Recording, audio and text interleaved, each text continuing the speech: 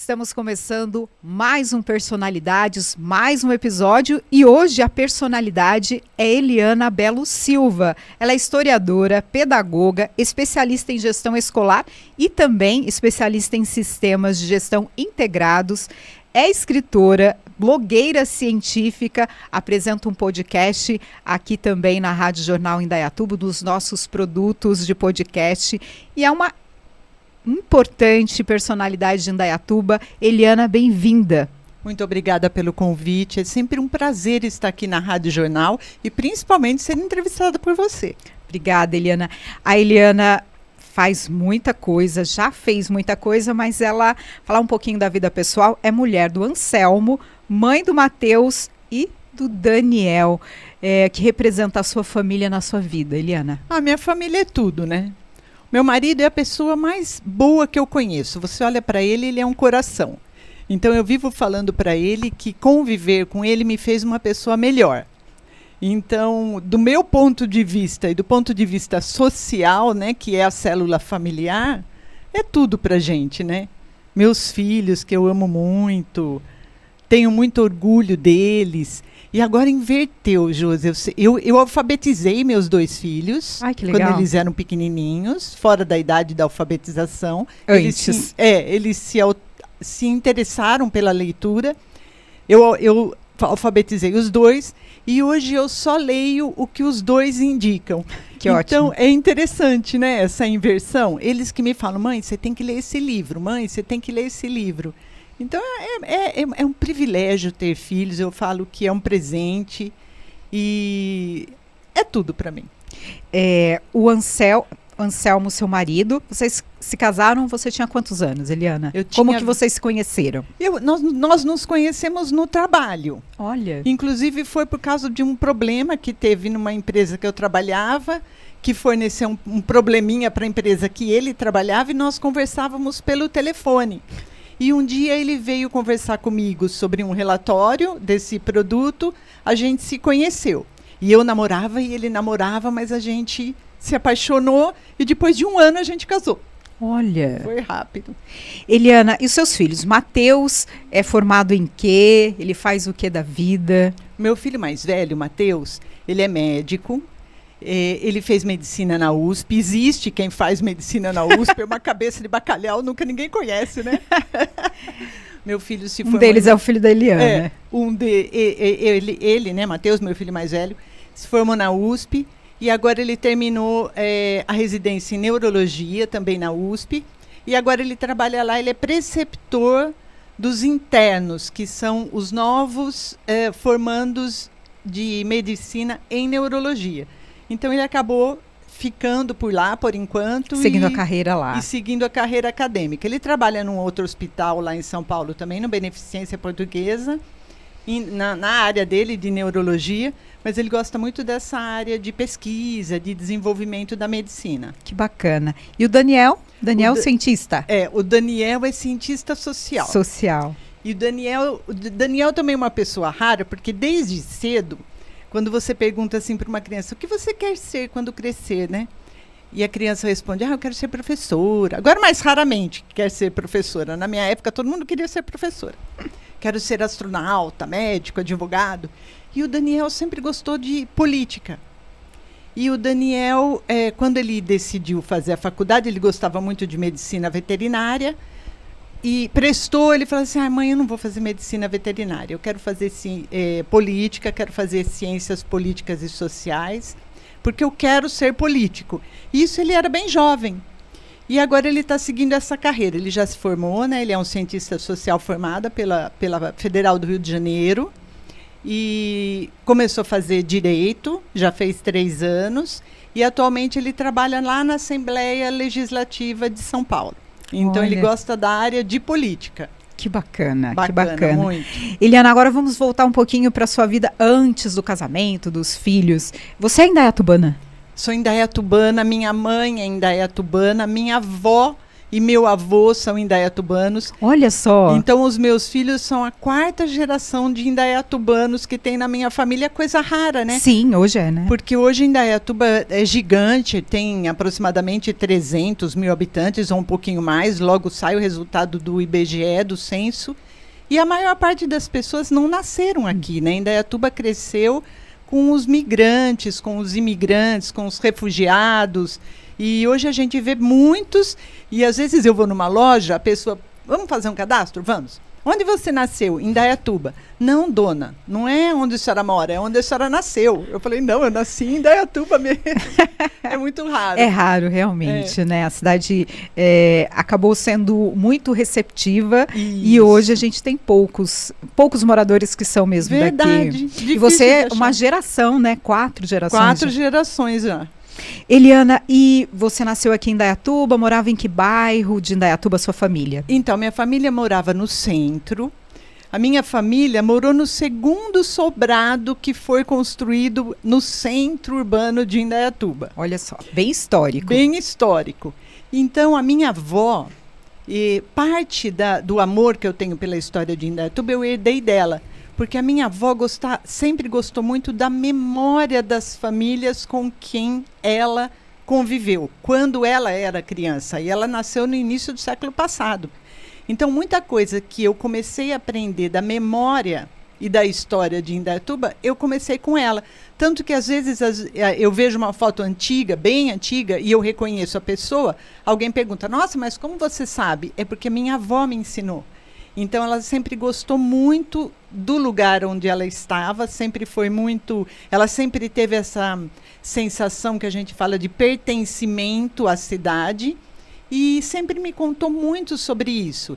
E numa época, quando a minha avó nasceu, Indaiatuba tinha menos de 15 mil habitantes no começo do século passado. Nossa. Então, era uma Indaiatuba que a gente nem imagina hoje, vendo o tamanho da cidade, a diversidade de pessoas, a quantidade de bairros, a riqueza cultural, social, até financeira, um monte de serviços que a cidade tem, pela quantidade de pessoas que chegaram aqui, né? Ficou muito rico. E Indaiatuba acolheu, de certa forma, acolheu a grande maioria. Se uma pequena minoria não desenvolveu essa sensação de pertencimento, a gente vê, inclusive nas redes sociais, quando eu converso com as pessoas sobre história e memória, são uma minoria que não conseguiram se adaptar ao lugar. E esse 2º sobrado ficava onde? Onde sua família morava, onde você morava? Na Rua Bernardino de Campos, tem o prédio que hoje parece que está em reforma. Até um tempo atrás estava abandonado, que foi o Hotel do Pedrina. Sim. Do lado tem um sobradinho que durante um tempo foi famoso porque vendia um milkshake. Não sei se ainda vende um milkshake. Era naquele sobradinho. E o primeiro sobrado que teve, que inclusive era da mesma família, o sobrado que minha família morava era alugado. Era na esquina onde é a farmácia. Esquina da Rua Bernardino de Campos com a Rua 15 de Novembro. Então, aquele foi o primeiro sobrado, que era uma loja chique, que chamava Casa Nicolau. E a família Nicolau construiu esse sobradinho pequenininho, meia quadra, 50 metros dali. Bem pertinho mesmo. Pertinho, onde a minha família alugou e morava assim, 300 pessoas dentro do sobradinho. Você tem muitos irmãos? Não, a minha avó tinha muitos irmãos. Certo. E assim, sobrinhos... E morava todo mundo junto, daí alguns saíam para estudar, voltavam. Então era uma casa com muita gente. Era um sobrado lotado de gente. E quais são as memórias que você tem da sua infância aqui de Indaiatuba? A minha infância, eu passei no Randolfo, né, que hoje é o Centro Cultural Vanderlei Pérez, ali na Praça Dom Pedro. Na Praça Dom Pedro. Passei ali, estudei ali, né, numa escola pública. E na minha infância, nós íamos para o Indaiatuba Clube pela linha do trem. Então, eu lembro muito de caminhar pela linha do trem até chegar ao Indaiatuba Clube. A linha do trem que eu falo é onde é hoje o Ponto Azul. Sim. Então, se você passa ali no Ponto Azul, logo depois era o Indaiatuba Clube. Ali era um matão, era um descampado, que mais tarde o Indaiatuba Clube comprou, né, e anexou. E eu ia muito no clube. Então, era E andava muito de bicicleta. Gente, eu andava nessa cidade inteira de bicicleta, não aparecia nem para almoçar. Aqui no Parque Ecológico, que a gente chamava Fundo do Vale, né? Sim. Que era aquele brejão cheio de taboa. Então a gente andava de bicicleta, não tinha medo, não tinha risco, todo mundo se conhecia. Hoje não tem mais a taboa. Hoje não tem mais a taboa. Meus filhos, eu nunca mais deixei andar de bicicleta por causa do perigo. Eu tenho medo do trânsito, embora a gente tenha muitas ciclovias, Sim. ciclofaixas. Melhorou muito de um tempo para cá, foram construídas muitas, né? Tem muitos grupos de ciclistas.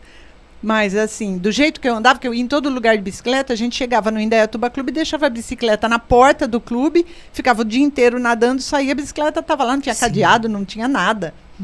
E são lembranças muito boas. Eu lembro das minhas professoras no Randolfo. Então, foi uma época... Geralmente a gente tem nostalgia relevante e afetivamente boa da infância da gente, né? Eu tenho. E quem eram essas professoras aí que você lembra? Pode citar alguma? Então, a Dona Zoleima. Dona Zoleima era muito brava, hoje é nome de rua. Dona Suzana, hoje é nome de escola. Suzana Benedicta. Isso, foi minha professora. A Dona Inês Furlan, Dona Inês Furlan tá forte e viva aí, adorava a Dona Inês. Dona Landinha me alfabetizou, eu fui alfabetizada com 7 anos só. Dona Landinha também está forte, está por aí. Então, Dona Sinira já faleceu. Então, são professoras que eu lembro delas explicando determinados assuntos que eu ainda lembro. Nossa. Eu encontrei com a Dona Terezinha Brunetti, né? Conversei com ela outro dia em encontro virtual pelo Facebook. Dona Terezinha foi minha professora de matemática e de história. E a Dona Terezinha é uma pessoa jovem, ela tem ideias atualizadas, ela é uma mulher progressista, e ela é uma senhora, e eu acho ela belíssima, porque eu lembro das aulas que ela dava de história. Olha que e eu bacana. falo, gente, que privilégio que eu tive de ter sido aluna dela, e de parte do que eu sou hoje ter vindo de cada uma dessas professoras que eu lembro com muita afetividade. Que bacana. E mulheres muito, acho que inspiradoras aí para você. Muito inspiradoras. Nossa, gente, olha a Dona Terezinha. Gente, eu quero chegar na idade dela, metade do que ela é, gente. Nossa, ela é sensacional. E como que você escolhe a sua profissão? Olha só, você fez história, pedagogia. Veio a história antes ou a pedagogia? História primeiro. História primeiro. Isso. E essa decisão pela história, ela acontece como? Então, eu sempre fui um pouco tímida e antissocial. E embora eu fale muito, eu tenho um quê de timidez e um quê muito forte de ser antissocial. Antissocial no sentido o quê, Eliana? O que te incomoda nas relações sociais? Hein? Então, eu não gosto de estar no meio de muitas pessoas. Ok. Aquilo me intimida e me amedronta, e isso desde muito cedo. E isso me fez, desde cedo, ser bastante assim, intimista e ter uma timidez que quem me vê falando não reconhece. Mesmo porque eu tenho um temperamento um pouquinho agressivo. Então, engana o que verdadeiramente eu sou. E então, eu sempre li muito, desde muito criança. Desde que eu aprendi a ler, eu sempre li muitos livros. Eu ia muito na biblioteca pública, Rui Barbosa, que era ali do lado onde hoje é uma sapataria, que foi a prefeitura. Tinha um prédio, Sapataria São Vicente, né? Agora já Sim. foi o merchandising. Tem problema.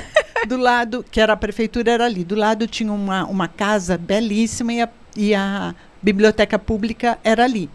E eu sempre li muito. Depois, quando eu saí do Randolfo e fui para o Dom José, tinha uma bibliotecária, Dona Maria Brizola, belíssima também, viva ainda, saudável. Ela fazia concursos de leitura e eu sempre ganhava. Então, eu sempre gostei muito de ler. E quanto mais eu sempre li, mais eu queria saber. E eu decidi fazer história, olha só que arrogância, porque eu queria saber tudo. Então eu falei, eu vou fazer história, porque é uma faculdade que vai me ensinar do mundo inteiro. Então eu fui fazer história e a minha essência é ser professora. Então, se você me perguntasse assim, o que de todas essas funções que eu já exerci, o que realmente você é? Eu sou uma professora. Essa é a minha essência. Embora eu tenha ficado pouco tempo da minha vida dando aulas. E então eu peguei e fui fazer história, amei muito, adorei. Depois que eu terminei história, eu senti um pouco de dificuldade, que eu acho que todo professor especialista tem, em lidar com alguns problemas da aprendizagem. Sim. Então, compartilho disso. Eu sabia consideravelmente história, fiz uma boa faculdade, sempre li muito, sempre estudei, só que eu me deparava com uma falta de domínio, de técnica, para resolver alguns problemas referentes à aprendizagem. Então, eu fui fazer pedagogia, para aprender um pouquinho mais, fiz um bom curso também, e, na verdade, menina, vou te confessar, aprendi muito pouco sobre as dificuldades de aprendizagem, e ainda tenho, como todos os educadores, muito mais perguntas do que resposta. Quando você se depara com isso, você realmente fica perguntas, o que fazer, qual caminho eu sigo agora, né? Como lidar com algumas situações, com alguns alunos. Então, a gente que tem experiência com criança, por exemplo, eu dei muito tempo aula na 5ª série, que hoje é o 6º ano, que eu adorava, que era a história do Brasil. Então, eu priorizava na hora da escolha pegar a 5ª e 6ª série, que era a história do Brasil. E alguns alunos eu percebia que eu falava de um assunto, então eu falava os alunos B, C, D, eles iam. Então, com uma facilidade de ligações cognitivas, intelectuais, de conteúdo, e outros eu posso, né? Podia, na época, repetir o alfabeto 15 vezes que a pessoa não conseguia aprender o mínimo. Aquilo me incomodava muito, eu tentava ensinar de outras formas, com música, com poesia, com filmes. Sempre usei bastante recurso didático para ensinar os conceitos para os meus alunos. E aí eu fui fazer pedagogia, mas confesso que embora eu tenha estudado bastante pedagogia, não achei muitas respostas. Você deu aula aqui em Indaiatuba em que escolas? E quando você começou, qual foi a primeira escola que você deu aula? A primeira escola que eu dei aula foi o Dom José. Dom José de Camargo Barros. E eu estava no 1º ano da faculdade. Olha só. Aí a dona Edith, na época, era a diretora, ela falou assim, Eliana, tem 2 aulas de história aqui que está sobrando, nenhum outro professor da casa consegue pegar, porque já está com a jornada máxima. Eu não consigo atrair um outro professor, porque são só 2 aulas. Você não quer pegar essas 2 aulas e desenvolver um curso? Eu falei, nossa, mas eu estou entrando na faculdade agora. Eu tinha saído do Dom José no ano anterior. Porque eu saí da escola pública, eu fiz o 2º grau, né, o ensino médio, no Dom José. E eu prestei vestibular e passei. E ela me conhecia, ela falou assim, você não quer tentar? Aí tentei, deu certo, amei, gostei muito. E eu dei aula no Dom José, eu dei aula no SESI. Quando eu ingressei concursada, eu dei aula no Helena, onde eu fiquei mais tempo, que é a minha escola do coração. E sempre gostei muito de dar aula e de dar aulas de história. Que bacana. Eliana, e você acha que essa tua relação também com a história, você falou que você queria conhecer sobre tudo, saber sobre tudo, mas tem um pouquinho da influência da sua avó, que gostava de contar histórias, ou de alguém da sua família? Com certeza, muita influência da minha avó. Tanto que quando eu fiz o meu trabalho de conclusão de curso, lá na faculdade de História, eu fiz um texto sobre a Vila Cóstica, sobre Itaici. Então, e o meu professor orientador, que era o Odilon Nogueira de Matos, que foi um grande historiador que estudou a relação entre ferrovias e café, ele falou assim, Eliana, mas você vai fazer uma tese sobre a sua cidade? Vamos fazer uma tese mais relevante, sobre um assunto um pouco mais abrangente, ou o estado de São Paulo, ou o Brasil. Falei, não, eu quero fazer sobre Indaiatuba.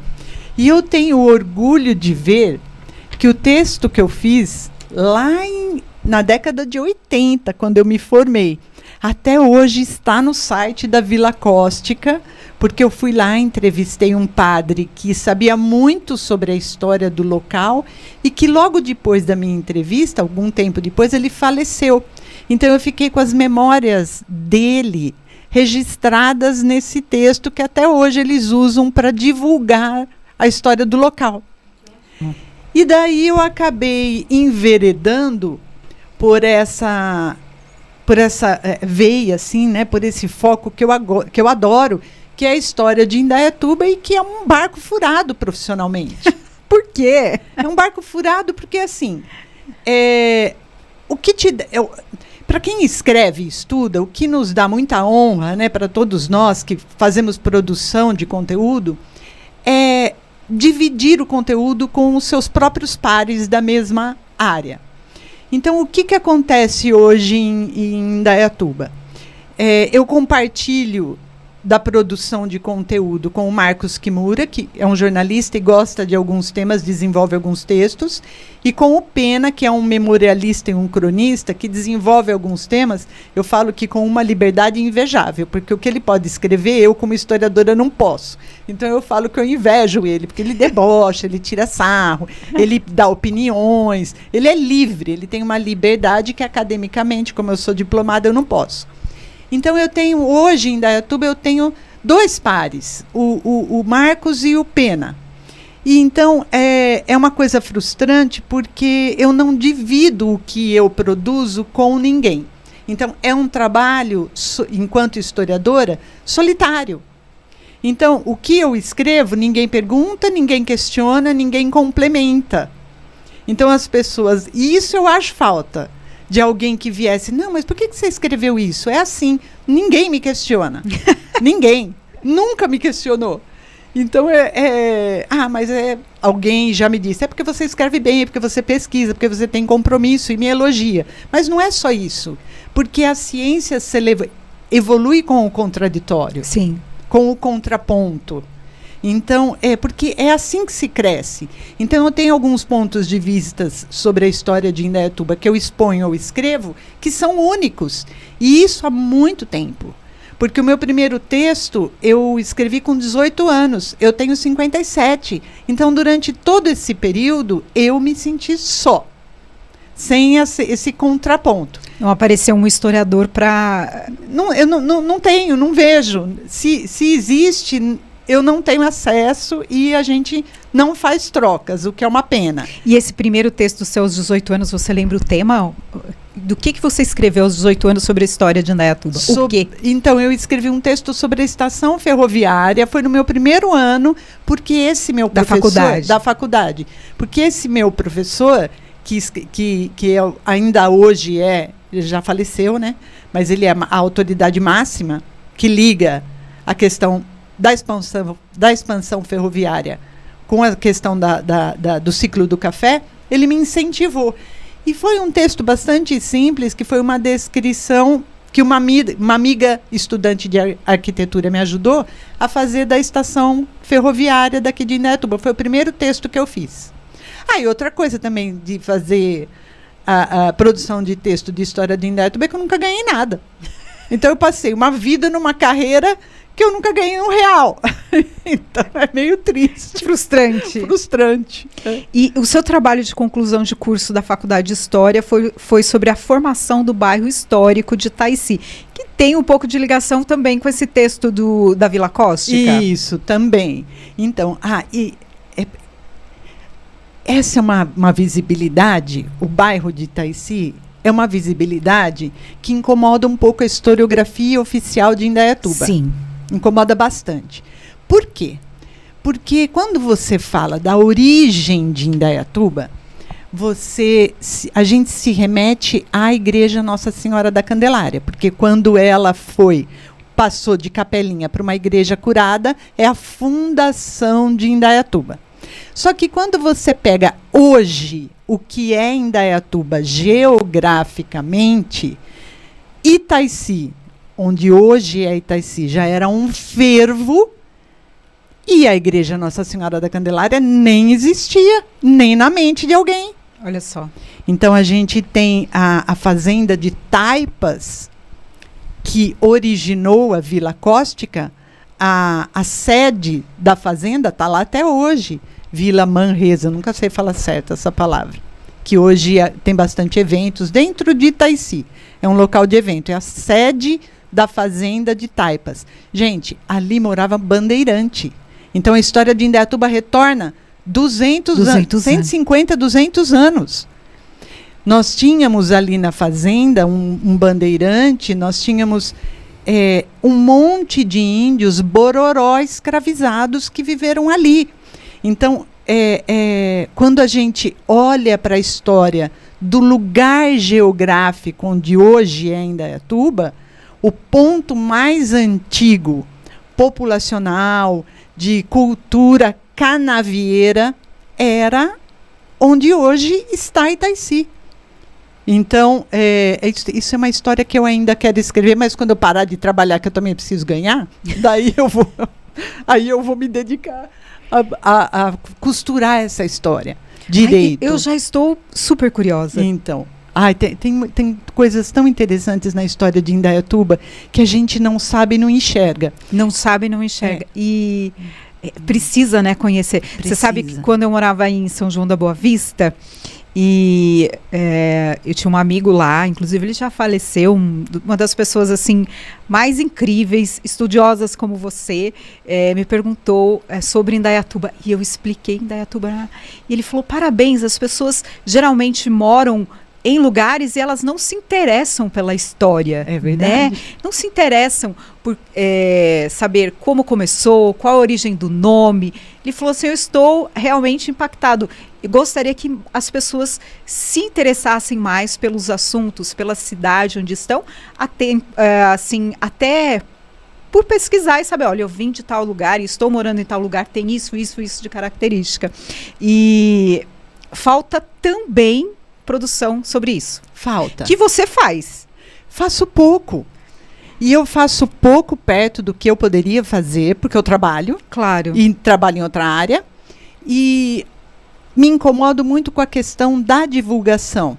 Porque embora, por exemplo, eu mantenha um blog, eu faço podcast, o Pena divulga alguma coisa, o Marcos divulga alguma coisa, tem alguns professores que fazem algumas coisas também, divulgam, mas falta muita divulgação.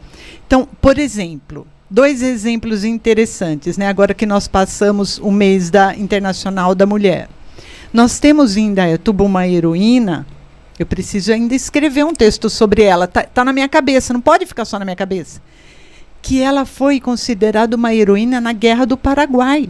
Uma indaiatubana nata. Qual o nome dela? Já conta pra gente um pouco da história. Maria Beltrão. E quando ela voltou, tiraram fotos dela e colocaram em jornais da época, imagine. Então é uma coisa assim que a gente não conhece. Nós temos um caso de uma negra escravizada, de uma trabalhadora negra escravizada, que ela foi jogada no Largo da Matriz, morta, totalmente torturada, machucada. Então, ela foi muito torturada, né? Ela foi muito judiada. Judiação é uma palavra que não deve ser mais usada, mas foi o que aconteceu com ela e jogaram ela morta. Sofreu uma violência extrema. Foi, extrema. Isso. E ela foi jogada no Largo da Matriz, morta, e foi encontrada no dia seguinte pela população. E eu tenho puxado essa história e tenho tido muita dificuldade para achar o processo crime, porque foi dito nos jornais da época, os poucos jornais da época, que foi chamado um legista, porque a população exigiu. E o laudo do legista, pasme, foi que ela morreu de mortes naturais. Ela estava toda machucada, toda violentada, enfim, tem as descrições nos jornais, mas não no laudo. E o que os jornais diziam é que a população local, todo mundo sabia por que ela sofreu essa violência e de quem ela era. E ela era uma negra muito bonita, ela andava pelas ruas do centrinho urbano. Isso que ano? Isso foi em 1800, eu não lembro se foi 1881 ou 1882, agora me falhou. E ela Todo mundo sabia, dizem os jornais, a quem ela pertencia. Agora, pergunta se eu consigo achar a quem ela pertencia. Então, a gente não acha. Então, é uma outra história também que eu já tenho todas as descrições de tudo o que aconteceu. Estou escrevendo sobre ela, algumas coisas sobre outras mulheres também de Indaiatuba, mas a gente não consegue achar coisas que foram escondidas na época. Como que os jornais dizem que todo mundo sabia de quem ela era e eu não acho os autos do processo? Onde estão esses autos do processo? Eu não acho. Alguém sumiu com eles. Uma hora eu vou achar. Esse seu trabalho aí de empenho por pesquisa e divulgação da história de Indaiatuba começou então na época da sua faculdade. Começou. Na época da sua faculdade. Foi. E aí você participa ativamente, participou e ainda participa de muitos movimentos aqui pela preservação da história de Indaiatuba. Sim. Alguma coisa te frustra na preservação da nossa história, seja ela na questão aí da memória das pessoas, de nomes, de mulheres, de homens que contribuíram para a cidade, ou de histórias de pessoas comuns mesmo, e também na questão arquitetônica de Indaiatuba, de prédios e outros? Sim, muitas coisas me frustram pelo seguinte. Nós construímos aqui em Indaiatuba, eu falo nós porque eu também fui uma conselheira fundadora, a Fundação Pro Memória, que durou quase 25 anos, 24 anos e alguma coisa, e hoje ela se transformou num departamento dentro da Secretaria da Cultura, e até onde eu sei, né, que a secretária Tânia me disse, continua um esforço dessa preservação, enfim, um cuidado com a questão da história e da memória de Indaiatuba. Só que quando a gente olha, durante esses 25 anos, a Fundação Pro Memória, ela deixou um produto que é excepcional, que é o Arquivo Público Nilson Cardoso de Carvalho. Poucas cidades no Brasil, olha, eu diria no mundo, tem um arquivo público que Indaiatuba tem. Então, nós temos jornais de todas as épocas que foram publicados, nós temos fundos de famílias que doaram fotos, doaram objetos. Então, nós temos um arquivo público bastante interessante. Então, esse é um ponto de muito elogio, de muito orgulho, porque eu ajudei a construir. Por outro lado, que é a sua pergunta, o que me frustra? Quem vai nesse arquivo? Quem produz material acessível para as pessoas vindo das fontes primárias que estão nesse arquivo? E depois desses textos produzidos, que existem alguns, inclusive algumas teses de mestrado, não são diretamente relacionados à história de Indaiatuba, mas tem um, por exemplo, bem legal da Morada do Sol, que foi uma tese de doutorado. Quem lê e o mais importante, como chegam nas nossas crianças? Não chegam. Então, a gente tem o arquivo, que é uma coisa maravilhosa, que em Indaiatuba digna de nota, de aplauso, mas nós não temos quem produza conteúdo e quem leve conteúdo para os educandos, principalmente. Os jornalistas fazem algumas coisas. Então, onde tem jornalismo hoje? É muito pouco.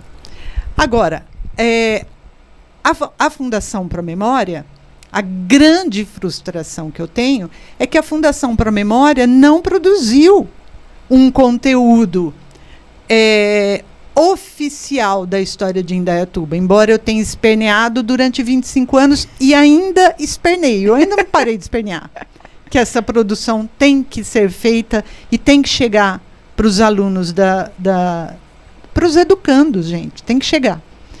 Agora, a questão do patrimônio, como você disse, eu vou falar bem claro para você, nunca foi de interesse efetivo, eficaz e com eficiência dos conselheiros da Fundação Pro Memória preservar o bem material arquitetônico. Nunca foi, porque senão estaria preservado.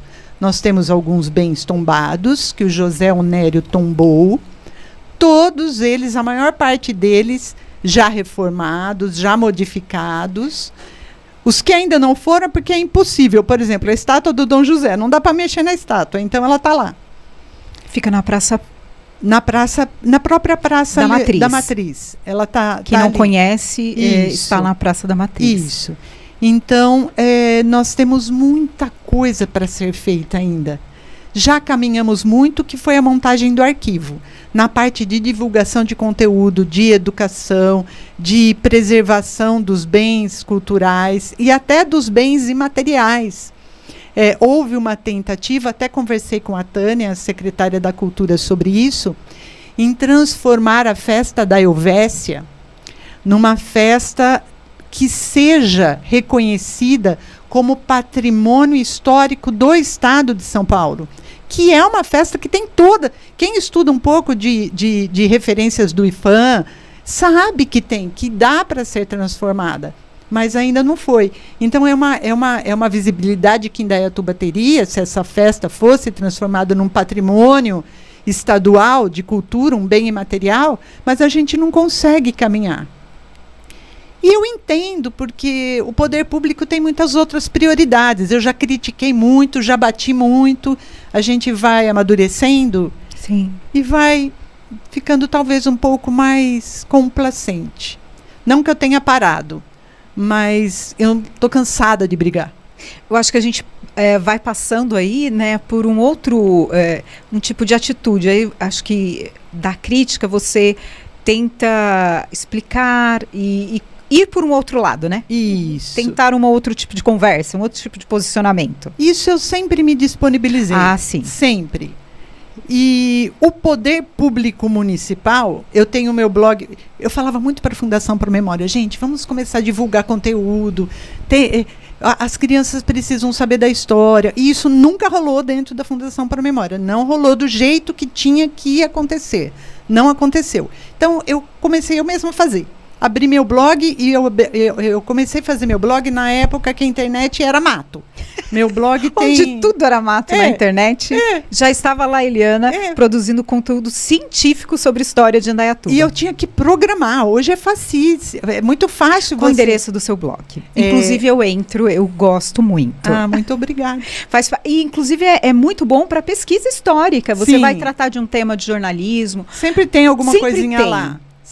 Sempre tem um repositório, tem vários colaboradores que já me autorizaram a colocar textos lá, inclusive jornalistas, tem várias pessoas que me mandam fotos, professores que me mandam conteúdo. Então, é um blog que eu falo que é meu, mas tem uma lista de colaboradores gigantesca lá. Qual o endereço?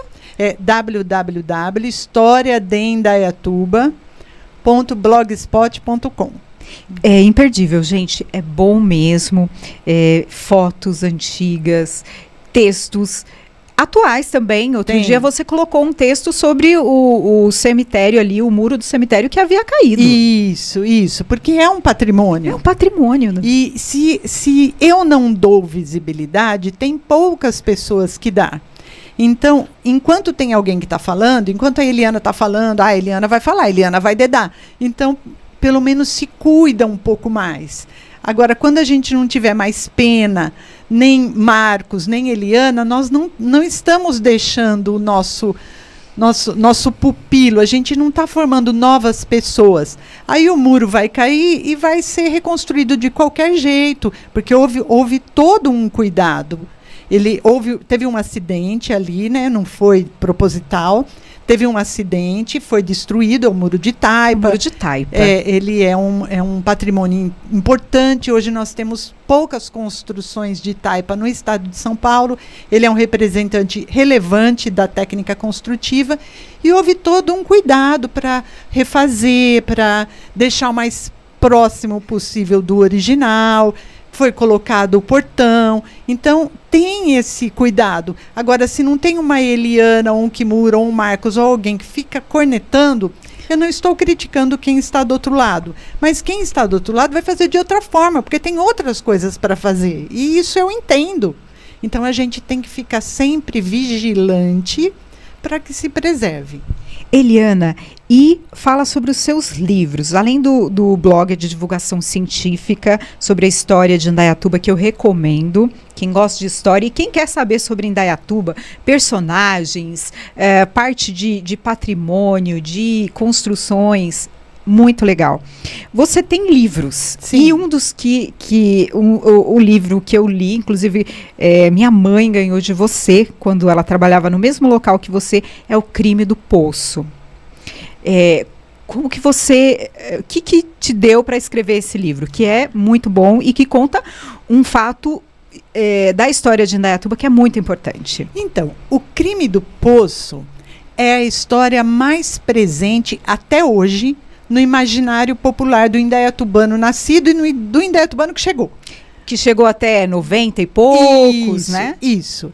Porque muitas professoras tratam desse tema na sala de aula justamente por causa do livro, que tem algumas informações que as crianças gostam. É um crime, chama atenção, porque era uma pessoa jovem. Sim. E lá eu descrevo bastante coisa de Indaiatuba do começo do século XX. E essa história era a que mais a minha avó contava. Então, porque quando o Domênico morreu, a minha avó era criança. E ela cresceu ouvindo toda aquela comoção popular em torno da morte dele. A minha avó lembra que a minha bisa contava que a população fez uma vaquinha para fazer o túmulo do Domênico. Foi os próprios indaiatubanos que construíram a lápide dele, inclusive com uma homenagem popular. Então, durante muito tempo eu falava, conta mais coisas de Indaiatuba. E minha avó falava de famílias e desse fato. Aí, quando eu comecei a fazer faculdade de História, que eu contava, a senhora lembra de fazenda de café? A senhora lembra de fazenda de cana? A senhora conheceu algum escravo? Ai, minha avó não sabia contar histórias macro, mas ela contava histórias micro das famílias e voltava para o Crime do Poço.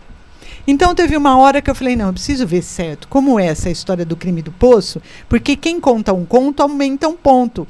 Então, eu ouvi várias vertentes de pessoas diferentes sobre o crime. Então, eu fui pegar o processo crime, que era um calhamaço de 30 centímetros de altura, manuscrito com pena.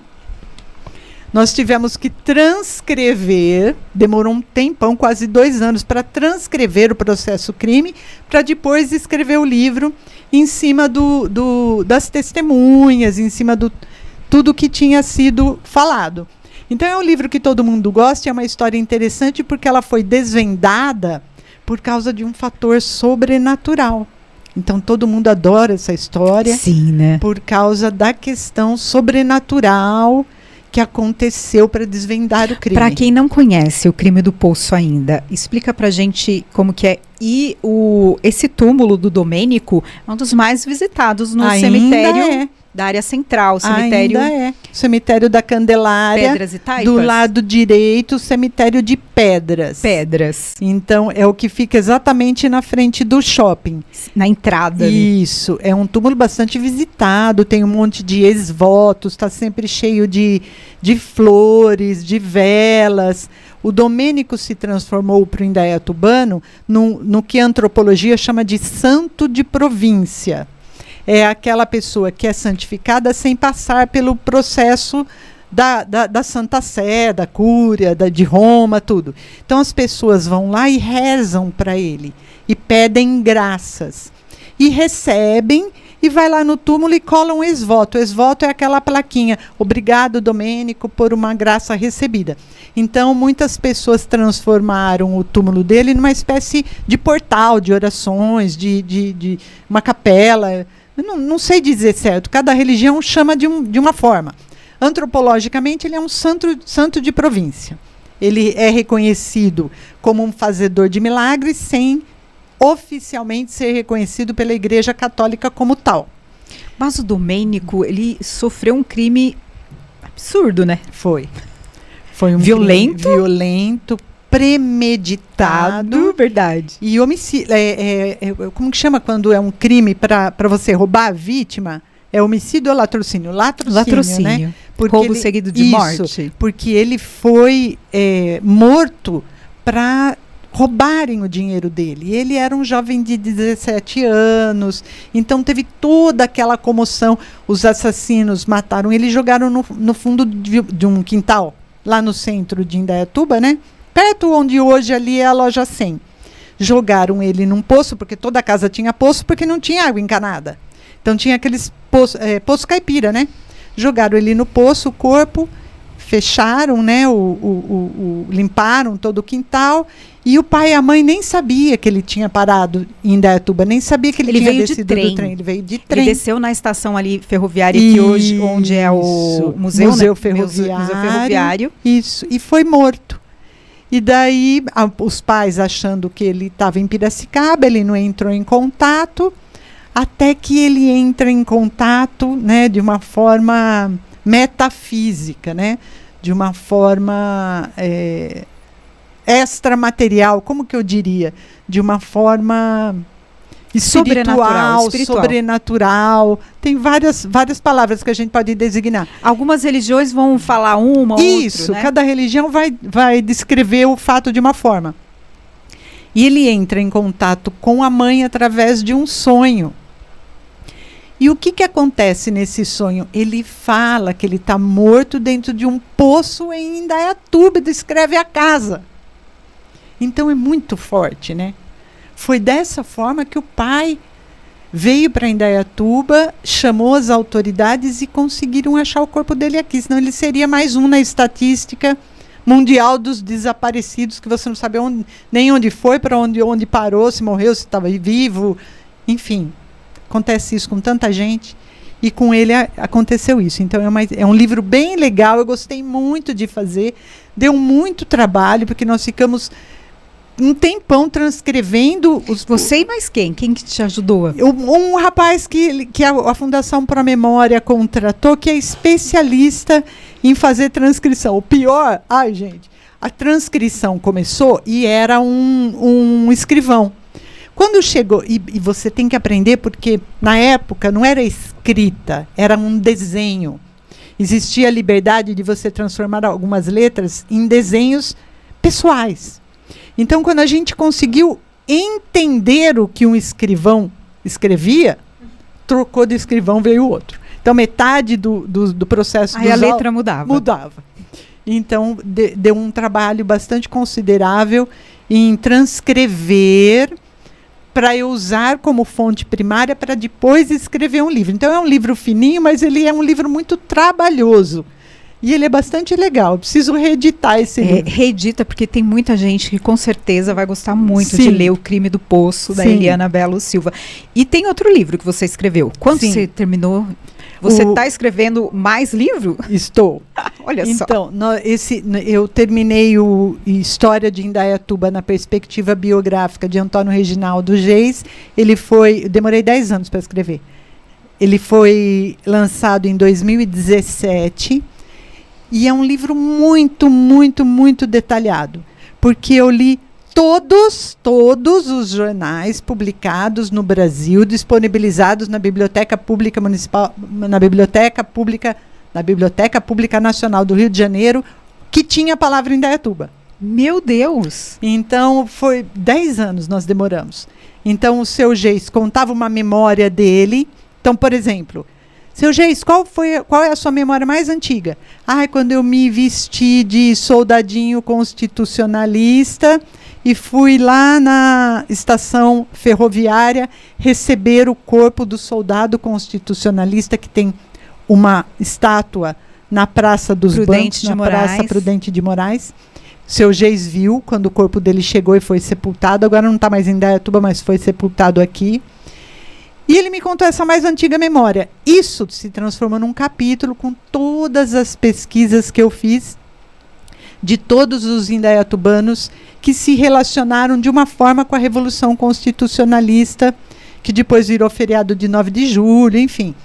Então, eu pegava uma memória dele, uma micro-história, que a gente chama, né, uma memória, e explodia numa macro-história, numa história científica, que é diferente de memória. Então, é um livro muito rico, tenho muito orgulho de ter escrito. Também preciso reeditar, porque nós fizemos poucas edições, e hoje os 2 estão esgotados. Que pena. Mas reedita porque acho que muita gente... Indaiatuba tem muito morador novo E tem muita gente que não leu também, né? Verdade, Não é precisa verdade? ler, precisa conhecer a história de Indaiatuba. Eliana, você falou aí dos nossos prédios tombados. São poucos. São poucos. Então, hoje a gente tem tombado o Casarão, Cultural Pau Preto. que é a referência histórica de patrimônio material que mais o indaiatubano se identifica. Nós temos a Matriz, Nossa Senhora da Candelária, que é feita de taipa. Ela foi reformada várias vezes, mas ela tem muito do que é original. Nós temos o busto do Dom José. Nós temos o Hospital Augusto de Oliveira Camargo, originalmente, o prédio principal, que já foi várias vezes reformado, embora tenha muito do original, ele foi muito adaptado. E nós temos a estação ferroviária, que também já sofreu algumas reformas, mas a última vez que ela foi mexida, ela foi restaurada. Então, eu até conversei com o engenheiro responsável pela obra, embora eles tenham mexido até no teto, em muitas coisas, eles tentaram fazer para manter o mais original possível. Mas nós temos outras coisas também para serem tombadas, outras estações, sedes de fazendas. Eu gostaria que você falasse disso. O que tem ainda de Indaiatuba que precisaria? Então, tem lugares belíssimos. Tem. Só que assim, como é propriedade privada, acaba acontecendo conflito patrimonial. Claro. Olha, por exemplo, aquela casa, essa eu acho que seria a primeira a ser tombada, é o foco para o poder público. Você descendo a rua Ademar de Barros, depois que você passa a rua 11 de junho, antes de chegar no Farol, sim, do seu lado esquerdo tem uma casinha que hoje é um café, na frente da bicicletaria. Então, bicicletaria. A bicicletaria Ambil. Então, vamos lá. Sim. É uma casinha que é uma graça. Linda. Aquela casinha, quem construiu foi o Major Alfredo Camargo da Fonseca, o político que mais ficou no poder em Indaiatuba até hoje. E a casa era dele. E, originalmente, a parte externa, ela é igualzinha o jeito que ele construiu. Só que é uma propriedade privada, Sim, você não pode... Funciona um café hoje, Isso, realmente. você não pode simplesmente... É de uma família que eu conheço, uma família muito querida, inclusive. Você não pode simplesmente chegar num patrimônio público, num patrimônio privado e transformar num patrimônio público se você não indenizar. Claro. Tem toda uma questão envolvida, né? E a gente sabe que isso, primeiro, não é prioridade da maior parte dos políticos. E isso não é uma crítica, é um fato. E não é local. Então, vamos supor que fosse uma prioridade de um político. Não, eu vou fazer o tombamento daquela casa. É necessário pagar indenização, chamar a família, porque é uma propriedade familiar. Você não pode simplesmente tomar para o poder público. Então, aí vem as pessoas, que eu também entendo, dizendo, mas não tem, a fila da saúde está muito grande, vai gastar dinheiro fazendo um tombamento. A maior parte das pessoas, Josi, não entendem que o orçamento é dividido em áreas. Sim. E que você não pode pegar o dinheiro que vai para a reforma do ginásio de esportes, que é da cultura, e pôr para diminuir uma fila da saúde. Não é tão simples assim.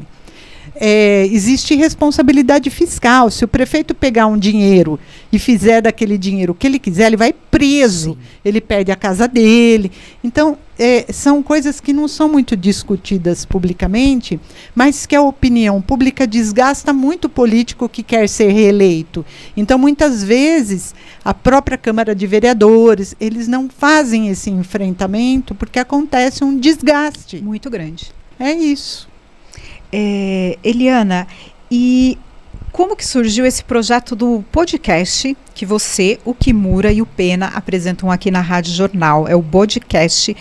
Uma temporada vocês gravaram? Por enquanto, uma temporada. 10 episódios. Isso. Muita história.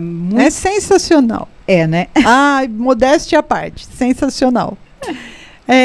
Na verdade, nós queríamos fazer alguma coisa na rádio já há algum tempo. Eu conversei com o Cláudio, o Kimura também conversou, e aí o Kimura falou assim, não, gente, vamos conversar com o Pena, vamos fazer uma reunião para a gente ver qual vai ser o formato.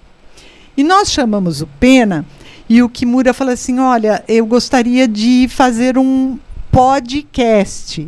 E o Pena falou, o que é um podcast? Ele não tinha entendido porque ele não conhecia essa palavra, né? E nós achamos engraçado, debochamos dele.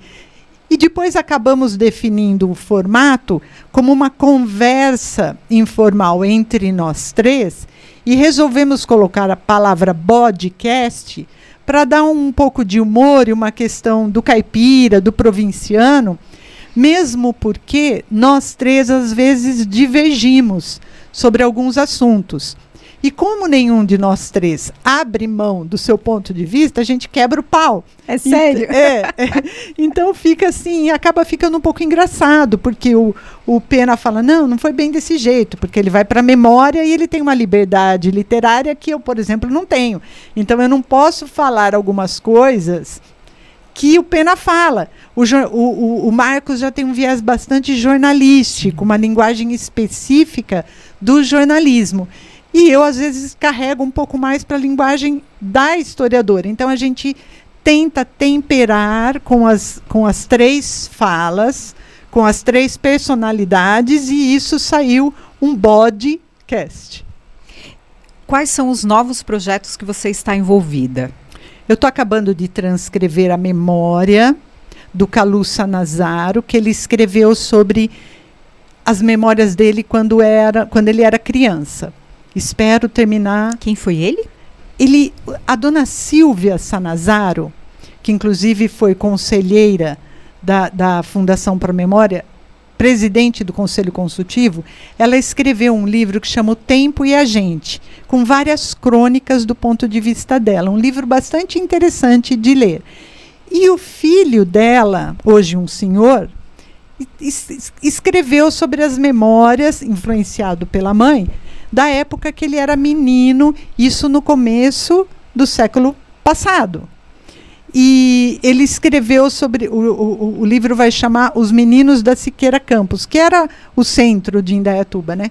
Então ele escreveu as memórias dele de forma manuscrita, em várias cartas, em alguns cadernos, e eu estou transcrevendo para ele publicar. Estou na parte final, já faz um tempo que eu estou fazendo isso, quero terminar.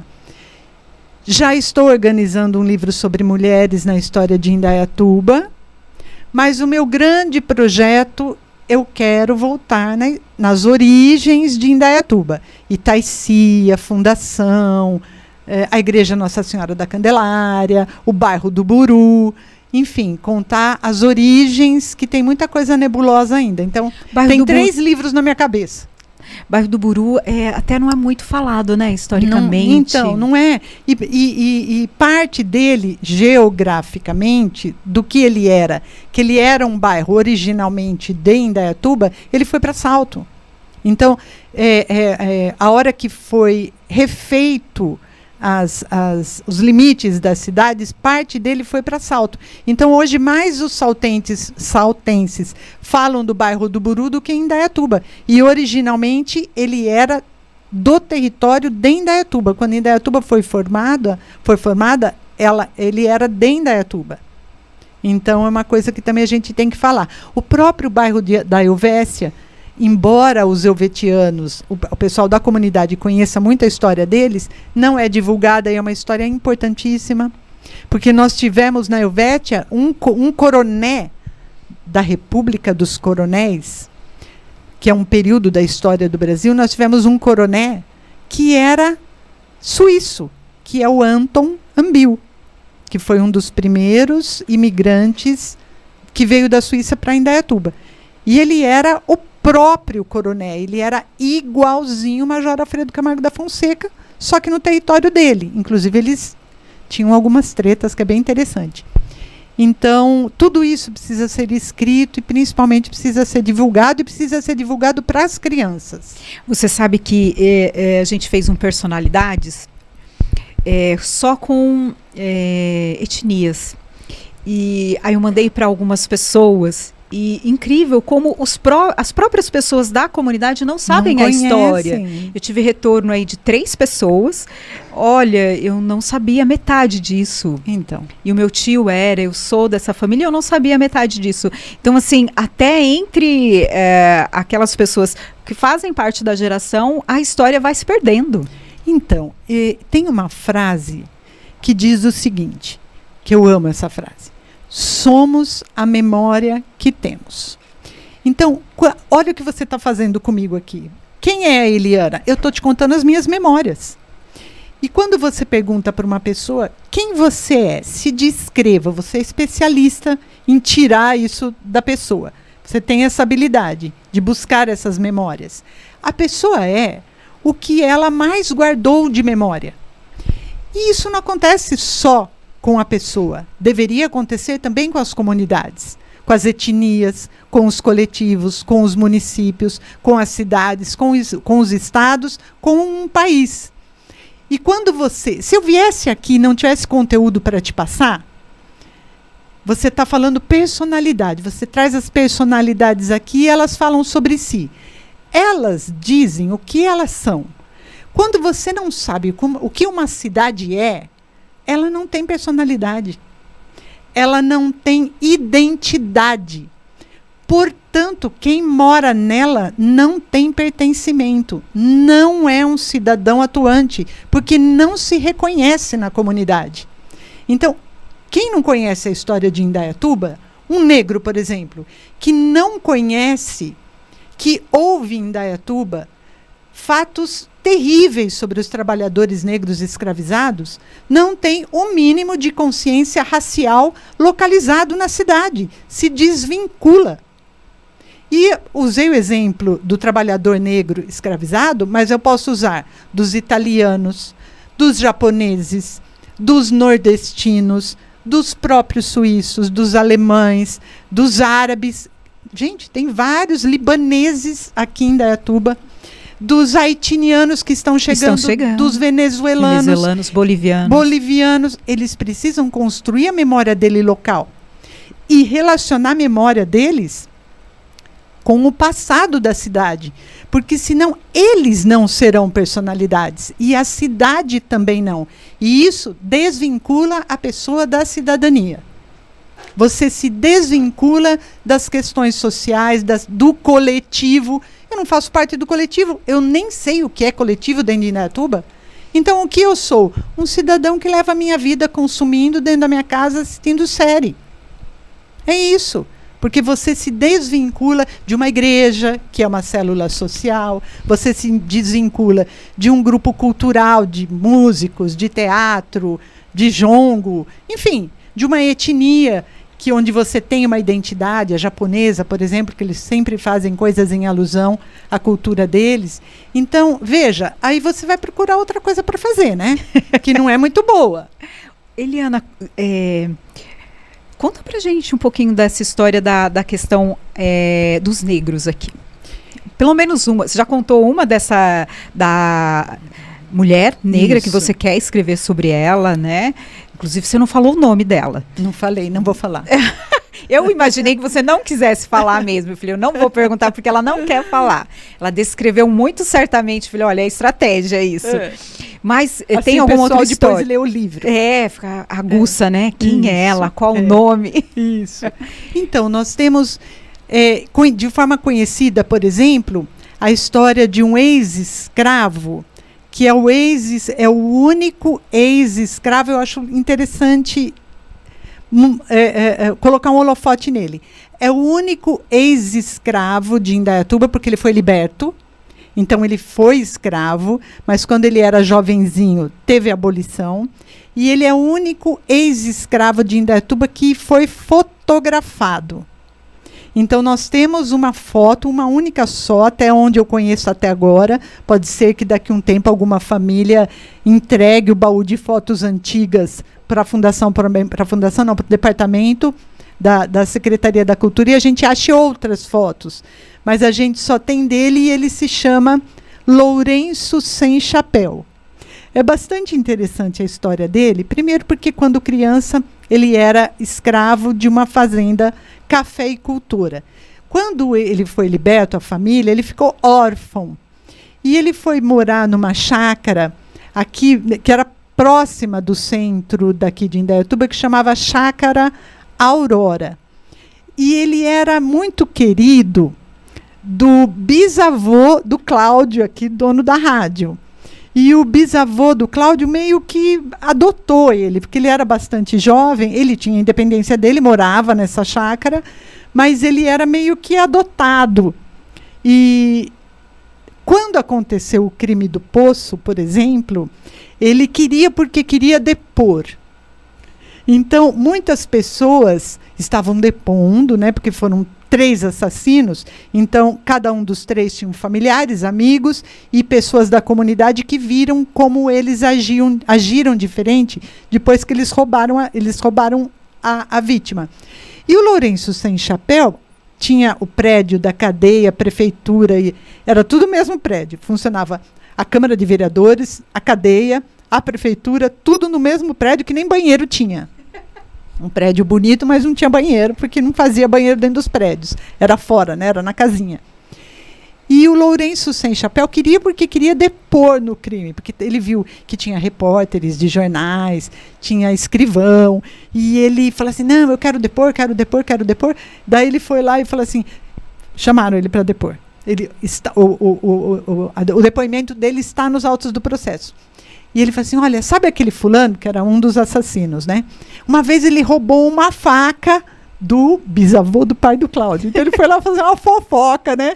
Que nem ele não podia nem provar, mas acabou entrando nos autos do processo, porque ele queria falar, não, foi ele mesmo que matou, tal. Então foi lá fazer uma fofoca, bastante interessante. E ele chamava Lourenço Sem Chapéu, primeiro porque ele não tinha sobrenome, né? E ele, naquela época, não usar chapéu era uma descompostura. Todos os homens saíam com chapéu. Sim. E como ele bebia muito, ele era alcoólatra, né, alcoólico, ele fez uma promessa para Nossa Senhora da Aparecida, que se ele conseguisse parar de beber, ele nunca mais ia usar chapéu. E ele parou. E a sociedade de Indaiatuba não o apontava, olha, aquela pessoa sem chapéu, de forma ruim.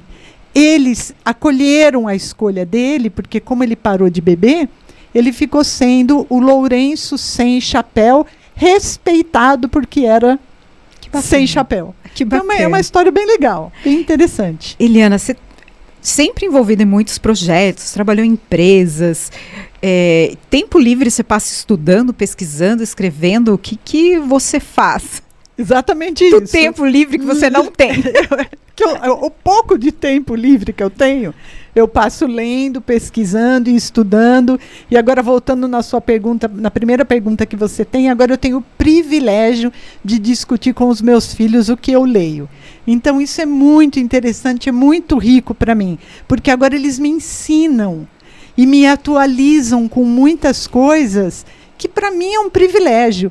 Então, no meu tempo livre, eu leio, estudo e escrevo exatamente isso.